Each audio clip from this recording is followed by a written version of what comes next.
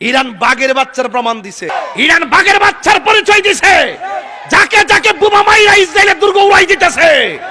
আবার আজকে খবর পাইলাম সৌদি আরব নাকি একটু নীরব নীরব লাগে।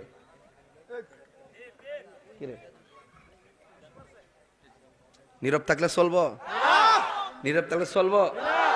ফিলিস্তিনি শিশুদের দিকে তাকাইলে আর ঘুম আসে না, খাওন চলে না। এই বাচ্চাদের রক্ত দেখলে কথা বলেন, ঠিক কিনা বলেন? সবাইকে এক হইতে হইব। এবার ঠেলা ঠেলি ধাক্কা ধাক্কি বন্ধ করো।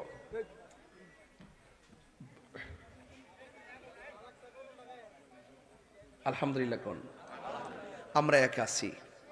আমরা ফিলিস্তিন যাইতাম না পারলো, আমরা বিশ্বাস করি এই বাংলার জমিন থেকে তাহাজ্জুদের টাইমে চোখের পানি ফালাইয়া যদি ফিলিস্তিনের মুসলমানদের জন্য দোয়া করি, নিঃসন্দেহে আমাদের চোখের পানি ইসরায়েলের জন্য ক্ষেপণাস্ত্র হয়ে যাবে।